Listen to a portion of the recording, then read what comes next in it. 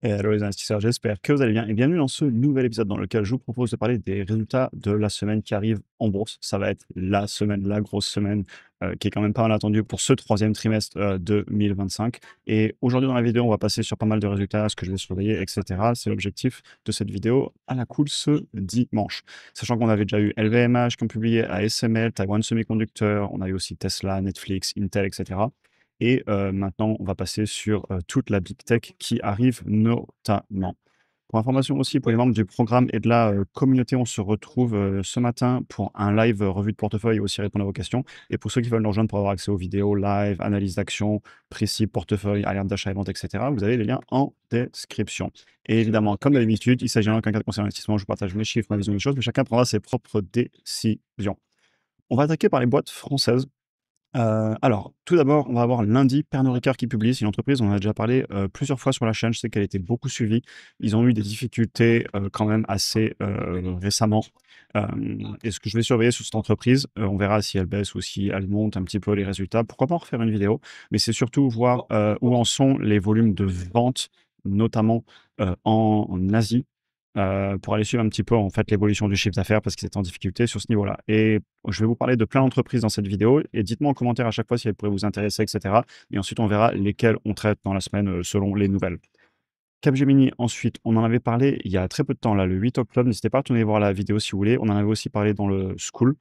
Entreprise qui traverse, entre guillemets, des peurs en ce moment, notamment par rapport à l'ingénierie et l'intelligence artificielle.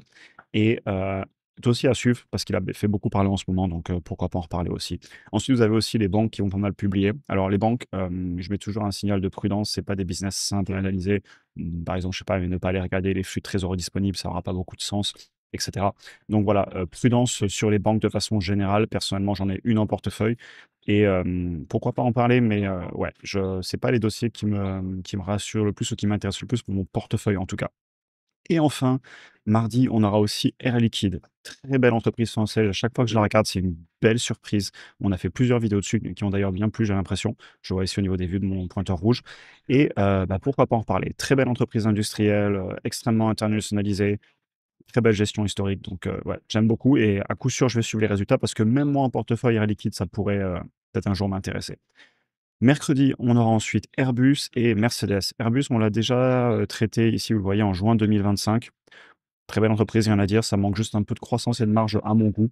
Il faudrait vraiment qu'elle corrige fortement pour revenir m'y intéresser, mais je sais que pas mal, parmi vous sont dessus. C'est un payeur, de dividendes, de souvenirs, entreprise, mature, belle entreprise avec un gros carnet de commandes, donc rien à reprocher. Pourquoi pas en reparler si elle venait à avoir des mouvements?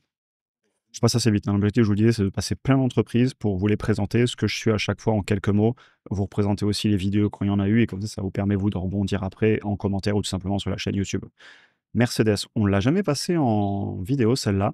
On avait fait Volkswagen dans le même style, on avait fait Porsche aussi, et puis des boîtes françaises comme Stellantis. Je dirais sur ce genre d'entreprise, petit message de prudence, l'entreprise, enfin l'automobile pardon et les entreprises de l'automobile ont du difficulté en ce moment. C'est quand même quelque chose à noter donc voilà, pourquoi pas en reparler, mais en vrai, je pense que si vous reprenez les autres entreprises qu'on a fait du même style, vous retrouverez à chaque fois le même raisonnement. Et d'ailleurs, je peux pas faire toutes les entreprises, on en propose tellement, on en passe énormément et sur YouTube et dans le School, mais il y a un moment, ne pas hésiter aussi à faire des analogies. Si vous avez une entreprise qui ressemble un peu, que j'ai déjà fait, un concurrent, très souvent, vous pouvez avoir une comparaison dans les analyses dans les entreprises.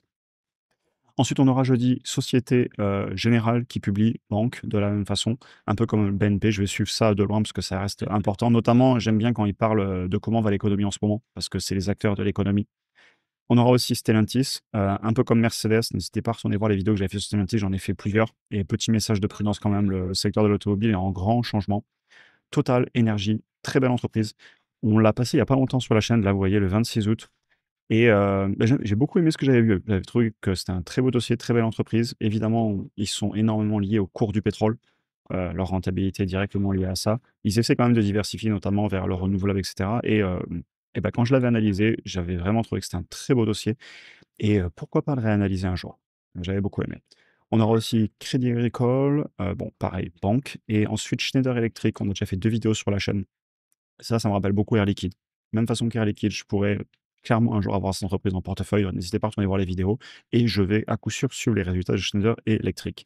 Et Saint-Gobain, je l'ai jamais regardé, mais je connais de nom, et pourquoi pas m'y intéresser un jour. On passe maintenant sur les boîtes américaines. Je vais suivre SoFi avant tout, et c'est pas le cas que pour SoFi, c'est le cas pour toutes les autres aussi, suivre l'adoption produit, l'agilité, la réponse à la demande du marché. En gros, est-ce qu'on est en train d'amener un produit que les clients et le marché adoptent? Au-delà du court terme, de la valorisation, quand on l'achetait à l'époque, je crois que c'était 7-8 $, personne n'en voulait parce qu'en regardant un PER, ben, il n'y en avait pas tout simplement, parce que l'entreprise ne cherchait pas à être profitable. Et c'est vraiment un dossier dont j'aime souvent reparler, comme d'autres dossiers qui ont eu le même cas, qui ont ressemblé à ça, à ce type d'analyse. En fait, c'est aller un tout petit peu plus loin. Le haut du compte de résultat ne ment pas. L'adoption membre, l'adoption produit ne ment pas.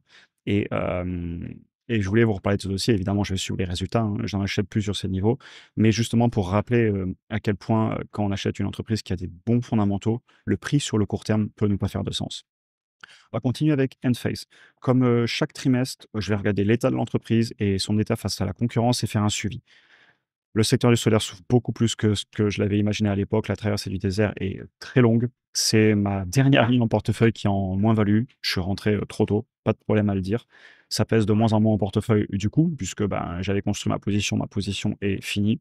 Je continue à suivre. Si un jour il y avait un gros souci, comme je l'ai déjà dit dans les vidéos, et d'ailleurs c'est l'entreprise que je traite euh, globalement tous les trimestres, juste parce que vu que c'est la moins-value que j'ai en portefeuille la plus forte, d'ailleurs la seule en ce moment, et ben je mets un point d'honneur à la suivre dans le temps. Tant que je vois pas de gros signaux type, qu'on appelle red flag, donc de gros points éliminatoires, je la conserve. Surtout quand je vois que la concurrence va mal aussi. Si un jour il y avait un gros problème, j'aurais pas de problème à vous le dire et si je voyais du positif, je vous le dirai aussi. On fera donc enfin moi je ferai un suivi, on en fera peut-être même une vidéo, on verra parce qu'il y a beaucoup de résultats, mais dans tous les cas, sachez que je continue à les suivre et à vous en parler. Microsoft, Google, Amazon qui publient aussi cette semaine. Donc, vous voyez que je disais la grosse semaine parce que juste ces trois boîtes, c'est 28% du Nasdaq. Et si je vous rajoute Apple, au total, on doit être pas loin des 40% du Nasdaq. Sur ces trois entreprises, bien évidemment, ce que je vais suivre avant tout, c'est l'adoption du cloud, la croissance annuelle composée et les marges. Les CapEx aussi, les investissements qu'ils sont en train de faire. Mais quand je regarde les trimestres d'avant, la demande est énorme sur les clouds et je veux suivre ça. Mention spéciale à Amazon qui est sur des niveaux de valorisation que j'estime pas si élevés que ça. Et si elle venait à corriger, on n'est pas très loin de mon prix cible et je serais tout à fait capable de reprendre mon DCA. J'avais acheté un petit peu à la baisse en avril, mais si ça venait à corriger, voilà, j'en reparlerai peut-être d'Amazon. Mention spéciale, j'aime beaucoup ce que je vois sur cette entreprise. Apple ensuite, il y a quelques mois encore, il y avait énormément de négatifs. Il y avait beaucoup de bruit qu'il fallait la vendre, que Apple était fini, l'innovation, et cetera. Apple est sur des plus hauts historiques ou pas loin en ce moment d'ailleurs, tenez, on peut aller voir. C'était pas prévu, mais allons voir où en est Apple. Normalement, il y aura très peu de cuts dans cette vidéo. Celle du week-end, j'aime bien les faire comme ça, ouais. Et on est sur les plus hauts historiques, content de ne pas avoir vendu à la haut dans les 170, 190, il y a eu une belle hausse depuis. Et ben, les ventes ont l'air de repartir. Il y a eu des bruits comme quoi le nouvel iPhone marchait bien.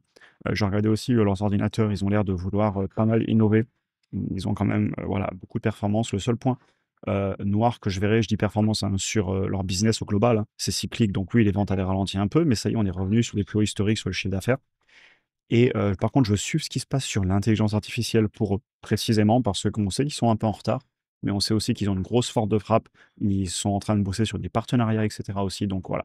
Et évidemment, bah, Apple, c'est l'écosystème, c'est l'accès à énormément d'utilisateurs et donc la possibilité d'aller mettre de l'IA devant des gens, même si c'est pas la meilleure IA, ils ont la capacité de la mettre devant les gens et cetera. Ensuite, vous avez bien, voilà, Visa, pour, les paiements, hyper important pour moi de suivre, l'état du consommateur, UNH pour le monde des assurances, Lilly, Eli Lilly pour tout ce qui est, les médicaments pour la perte de poids, les peptides, c'est un monde que je suis beaucoup en ce moment, j'ai IMSS en portefeuille qui est aussi là-dedans, Meta pour la publicité, l'état des entreprises et puis aussi l'IA, le cloud et cetera, les CapEx d'investissement en IA qui vont toucher des boîtes comme Nvidia, AMD, CVS, donc ça c'est de la pharmacie, c'est par rapport à IMSS et cetera. Je veux suivre ce qui se passe sur les pharmacies en physique et cetera. Et puis ensuite, ben, mise à jour de tous mes chiffres, c'est-à-dire qu'à chaque fois, pendant ces saisons, je passe beaucoup de temps à mettre à jour mes dossiers, nouveaux prix cibles s'il y a besoin de mettre à jour. Si on est en ligne avec l'entreprise, et ben, je reste, au niveau de mes prix cibles, je touche rien et puis des fois, s'ils font mieux ou moins bien que prévu, je peux les mettre à jour et ensuite, ben, j'applique. Quand on vient toucher des prix pertinents, j'achète